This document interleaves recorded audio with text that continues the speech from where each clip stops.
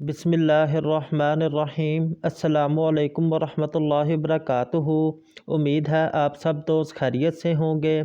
अज़ीज़ दोस्तों, आज हम हमदर्द कंपनी की न्यूबा प्रोडक्ट का तफसील से इसका रिव्यू करेंगे कि ये किस किस मकसद के लिए इस्तेमाल की जा सकती है, इसमें कौन से अज्जा शामिल हैं और इसकी कीमत क्या है, इसको खाने का तरीका क्या है।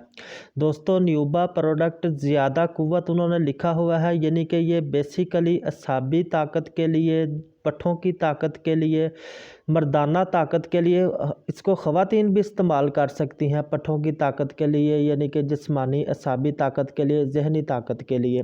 दोस्तों, इसका मज़ीद इसके फ़ायदे के मतलब गुफ्तगू करते हैं। इंतहाई मुक़व्वी कुदरती अज्जा का मरकब ज़रर रसां सानवी असरात से पाक, यानी कि उन्होंने लिखा है इसका कोई साइड इफ़ेक्ट नहीं है।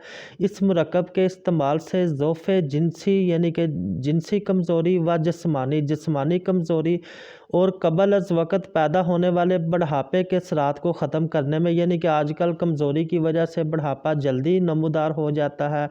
40-50 साल से पहले उम्र में ही, यानी कि जो सा बाल वगैरह सफ़ेद होना, झुर्रियाँ जिल्द पर पड़ना, इन तमाम मसाइल के लिए न्यूबा का इस्तेमाल कर सकते हैं।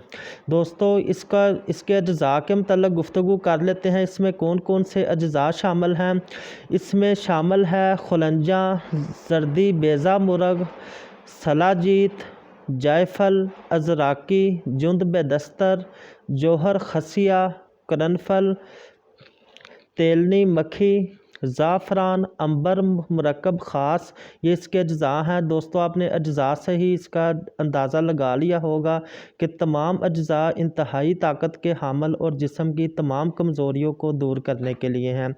दोस्तों, इसकी प्राइस की बात कर लेते हैं। इसकी प्राइस है 280 रुपये। 50 टेबलेट्स, यानी कि 50 गोलियों की प्राइस 280 रुपये है। दोस्तों, इसको इस्तेमाल करने का तरीका 1 से 2 गोली रोज़ाना, यानी कि 1 गोली सुबह और 1 गोली शाम को खाने के बाद दूध के साथ इस्तेमाल करें। दोस्तों, ताकत की कोई भी मेडिसिन हो, चाहे वो अंग्रेज़ी हो चाहे वो देसी हो, वो दूध के साथ ही इस्तेमाल करने के लिए होती है।